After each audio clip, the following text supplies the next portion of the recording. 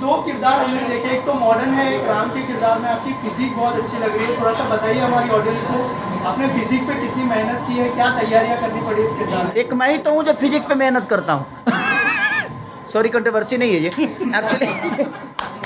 क्या करूँ एक्चुअली, है क्या ना कि मेरा मुंह है ठीक लग नहीं है का, कुछ भी बोल जाता हूँ। रीज़न ये है ना कि देखिए, हम एक्टर तभी बेहतर हैं कि अगर मुझे लोग प्यार करते हैं, और मुझे प्यार करते हैं तो क्यों करेंगे।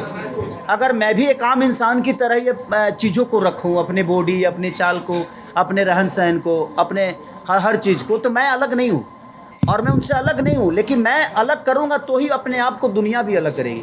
और मैं थोड़ा सा सीरियस रहता हूँ अपने फिजिक को भी लेके, अपने काम को लेके, तो उसके वजह से उसी बहाने मैं अपने आप को फिट भी रखता हूँ। इसीलिए मुझे लगता है मैं जब काम से प्यार करता हूँ, तो जब आपको अपने काम से प्यार होगा ना, तो कहीं ना कहीं आप अपनी चीज़ों को, हर चीज़ को बेहतर करोगे।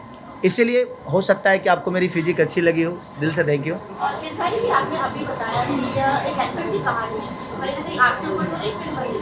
नहीं, मेरे ऊपर नहीं है, एज ए एक्टर।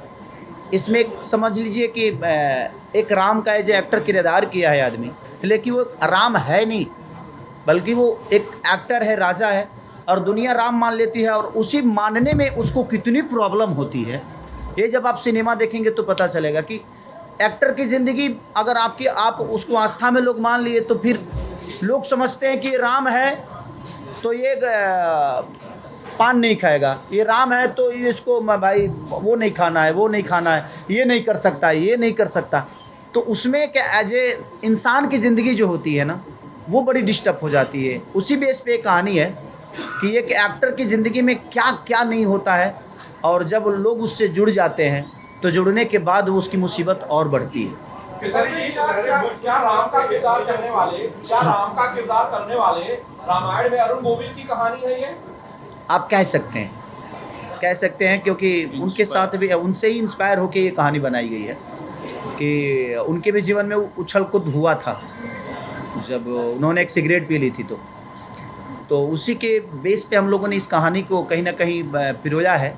लेकिन एज ए एक्टर मैंने इसमें जो काम किया है, मेरी प्रयास है कि मैं उस राम की भूमिका में कोशिश बहुत किया हूँ, बट राम तो बन नहीं पाया और ना ही मैं बन पाऊँगा, और मुझे राम बनना भी नहीं है। मैं एक इंसान के रूप में चाहता हूँ अपने जीवन को चलाऊँ, और इंसान के रूप में ही राम के आचरण को अपने अंदर लेकर अपने जीवन को चलाऊँ, ये मैं हमेशा प्रयास करता हूँ।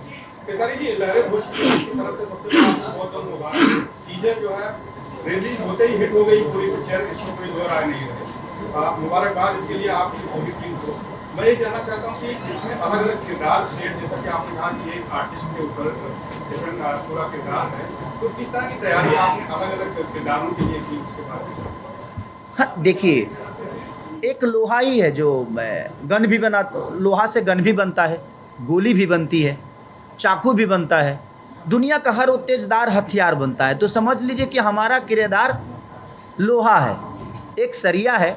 उस सरिया से इस सिनेमा में कई प्रकार के हथियार बनाए गए हैं, लेकिन लोग इस बात को मानने को तैयार नहीं कि ये लोहा ही है, एक कलाकार है। कलाकार इसमें कोई नहीं मान रहा है। हर उस मेरे कलाकारी से हर आदमी जुड़ गया है, और जुड़ने के बाद जो मुझे प्रॉब्लम हुई है, वो शायद भगवान राम के जीवन में भी वैसा ही प्रॉब्लम आया था जो मुझे आई है इस सिनेमा में प्रॉब्लम।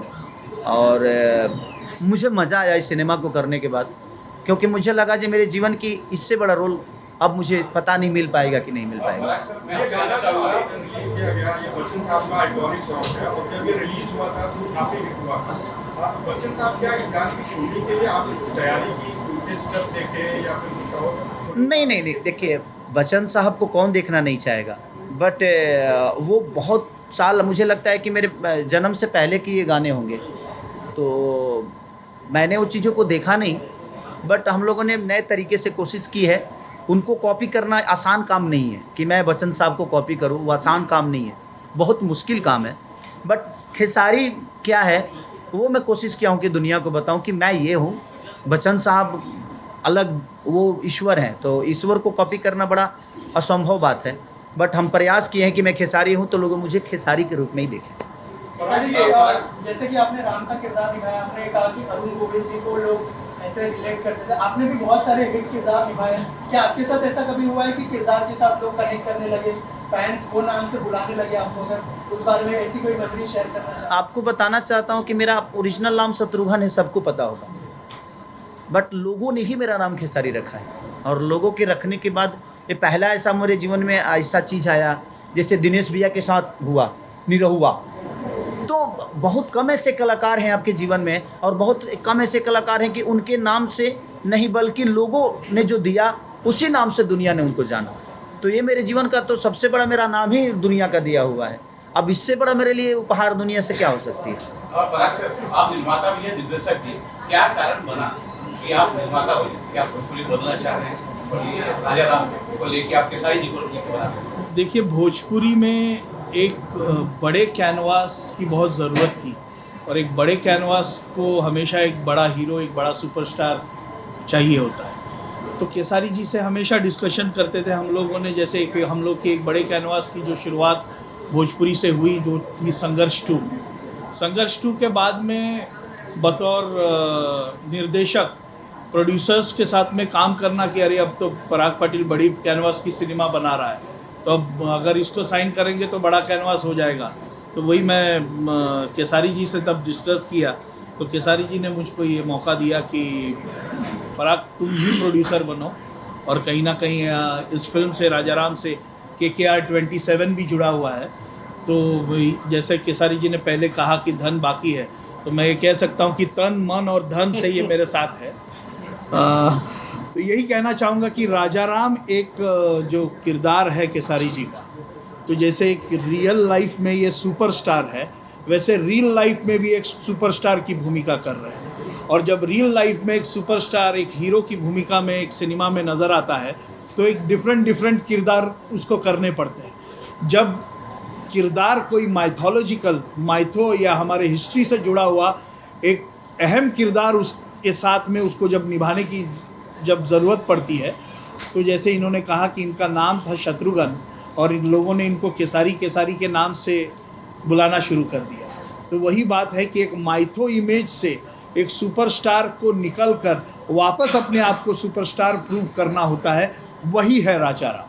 सर, आपसे और एक चीज़ जानना चाहूँगा, एज ए डायरेक्टर आपके ऊपर कोई प्रेशर था कि मतलब जो इमेज है राम की उसको सही तरह से लोगों के सामने लाई जाए? अगर उस बारे में कुछ शेयर करें कि उस पर कितना ध्यान दिया है as a director? Sir, as an director बिल्कुल, जहाँ प्रभु श्री राम जी की बात आती है तो हमारे हिंदुस्तान के, हमारे सबके भगवान हैं वो, हम सबके भगवान हैं राम जी। तो राम जी को पोर्ट्रे करना एक सचमुच एक चैलेंज था। और केसारी जी, आज हमारे सामने कोई राम है पूरे हिंदुस्तान के सामने तो अरुण गोविल जी है। प्रभु श्री राम को किसी ने देखा तो नहीं है, लेकिन रामायण के ज़रिए घर घर में, हर जगह पर हम लोग के नज़र में सामने कोई राम है तो अरुण गोविल जी। तो अरुण गोविल जी के रामायण को, रामानंद सागर के रामायण को केसारी जी ने और हमने प्रॉपर वे से स्टडी करके इसको बनाया कि इनके ऊपर प्रेशर इसी का था खाली। प्रॉपर वे से लग तो गया है, आएगा कैसे? तो जब केसारी जी साथ में है तो प्रेशर थोड़ा कम हो जाता है, क्योंकि वो प्रेशर खेसारी का था। और जब केसारी जी के साथ में सारेगामा हम भोजपुरी जुड़ गया तो अपने आप में प्रेशर थोड़ा और कम हुआ। मैं धन्यवाद देना चाहूँगा कार्तिक सर का, मनीष सर का, संजय सर का, सारेगामा की सारे टीम का, जिन्होंने हम लोग को सपोर्ट करके राजा राम को इतना भव्य बनाया। तो इस कहानी का सबसे बड़ा सार बता रहा हूँ आपको जी, कि पूरी दुनिया ने खेसारी को राम मान लिया, और खेसारी ये मानने को तैयार नहीं कि मैं राम नहीं हूँ। सर, एक बस सीधा है कि मैं मानने को तैयार ही नहीं, मैं अपने आप को कलाकार मान रहा हूँ, और दुनिया मुझे राम बना के बैठी हुई है। राहुल आपको राम मान रहे। राहुल, आपने एक विश की थी केसारी जी के साथ फिल्म करने की, और आपकी विश पूरी हुई है, क्या आप बोलना चाहेंगे और कैसा अनुभव? बहुत अच्छा अनुभव रहा था। और मुझे जब मैंने इंटरव्यू दिया था कि खेसारी भैया मुझे आपके साथ काम करना है, अगर आप इंटरव्यू देख रहे हैं, तो मुझे नहीं पता था कि 1 महीने के अंदर में वो चीज़ मेरी पूरी हो जाएगी और मुझे लोग टेस्ट के लिए फ़ोन आ जाएगा। तो मैं बहुत लकी हूँ। एक न्यू कमर के लिए बहुत बड़ी बात होती है कि इतने बड़े कलाकार के साथ आप काम कर रहे हो, और स्क्रीन अगर थोड़ा सा भी आप शेयर करते हो तो बहुत बड़ी बात होती है इस कलाकार के लिए।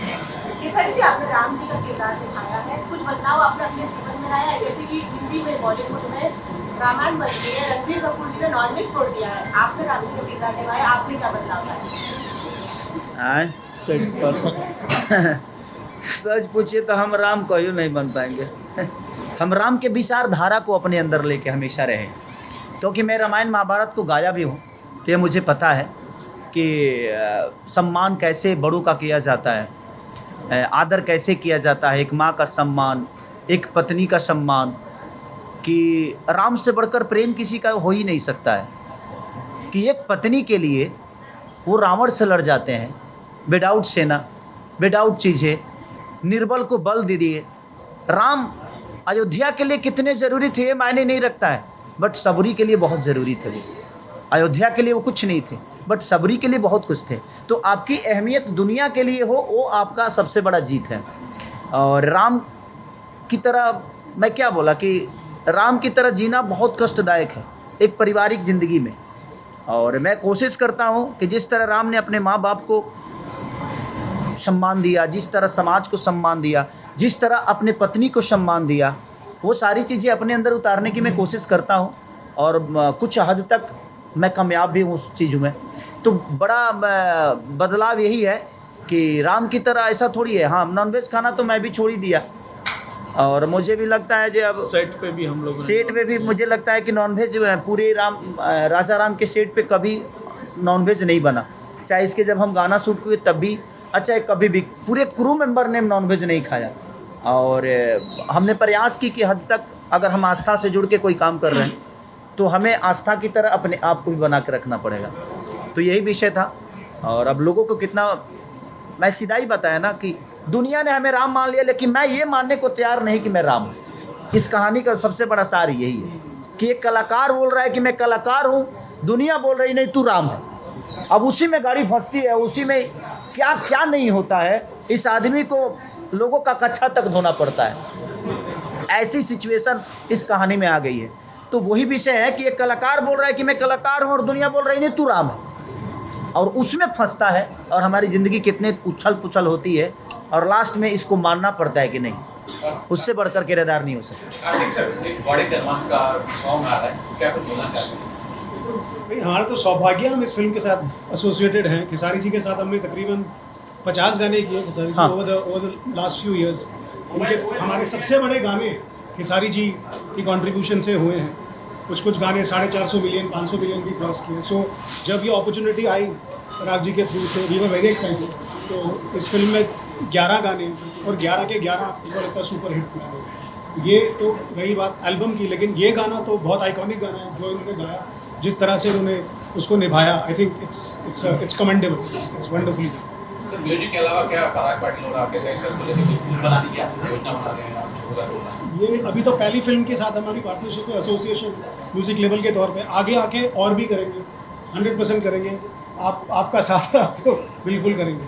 सारेगामा से मेरा सवाल है, कार्तिक सर, ऐसे ही एक इवेंट में आप लोगों ने कई फिल्में पवन सिंह के साथ अनाउंस की थी, वो फिल्में आपकी बनी नहीं और आपने खेसारी लाल यादव को लेकर पहली फिल्म का पदार्पण उन प्रोजेक्ट्स पे आपने बंद कर दिया? नहीं, वन बिल्कुल नहीं किया। उन प्रोजेक्ट्स पे काम चल रहा है, वो प्रोजेक्ट जल्दी आएंगे। जो अनाउंस किया था वो गायब हो गया। काम चल रहा है। और हमारे गाने और फिल्में आप लोग एक्वायर कर रहे हैं खेसारी लाल यादव की या भोजपुरी से? कर रहे हैं, ये पहली करी है अभी, इसके बाद और प्रोसेस चलेगा और करेंगे। कृष्णा विद्यार्थी जी, आप बताइए, बहुत सारे आपने म्यूजिक दिए हैं और हिट दिए, इसके लिए कुछ बताइए। इसमें भी जितने गाने हैं सारे गाने हिट हैं। और सारेगामा पे जो सबसे बड़ा गाना है, आप सबके आशीर्वाद से मेरा ही गाना है, नथुनिया। का। 450 मिलियन पार कर चुके। खेसारी भाई, बड़ा बुरा इंसिडेंट हुआ। मैंने देखा एक आदमी चाकू लेके आपके बड़ा करीब आ गया था। आप जो लाइफ को रिस्क में थी, लोगों ने अभी उसे पकड़ा है। अब हम कंफ्यूजन में है कि वो मुझे मारने आया था कि खुद को काटने आया था। नहीं, वो मोहब्बत है उसकी, उस बेचारे की मोहब्बत है। उसको लगा कि शायद हम चाकू को लेके आ जाएंगे तो भैया गले नहीं, मैं गले लगाऊंगा, लेकिन चाकू मार लोगे तब थोड़ी लगाऊंगा, तुम्हें हॉस्पिटल ले जाऊंगा पगला। तो वो उनका अपना प्यार था कि वो मिलना चाहते हैं। मैं मिला उनसे, उनका कोई मुसीबत होगा, कोई प्रॉब्लम तो बाद में हम देख लेंगे उसको। खेसारी जी, आकांक्षा के साथ आपने गाना किया, कैसा अनुभव रहा? देखिए, आकांक्षा के साथ गाना करके एक चीज़ बोला कि वो दूसरी खेसारी नज़र आई मुझे, मेहनत के तौर पे, नेचर के तौर पे। एक उन्होंने बॉलीवुड में बहुत ज़्यादा काम किया है, बॉलीवुड कलाकारों के साथ उनका बहुत घनिष्ठता है और बहुत प्यार भी है। और मुझे लगता है कि उनका रहना खाना बैठना उठना हर चीज़ बड़ी रीच है। बट वो सेट पे गई तो कहीं से मुझे ये नहीं लगा कि वो मैं एक बहुत रीचे नेचर के साथ आई हैं। उन्होंने जिस तरह हमें व्यवस्था में ले उसी व्यवस्था में रह के, और आकांक्षा ने जो काम किया काबिलिए तारीफ़ है और बहुत एनर्जेटिक हैं वो। माने मेहनती के मामले में तो उनको जो पहनाइए पहनने को तैयार, और 5 मिनट के अंदर रेडी होके और उन्होंने काम को किया, तो इसके लिए दिल से थैंक यू कि ऐसे लोगों को भोजपुरी इंडस्ट्री में ज़रूरत भी है जो काम को मेहनत की तरह और काम को अपना काम समझ के काम करते हैं। Thank you sir. Thank you so much, love you.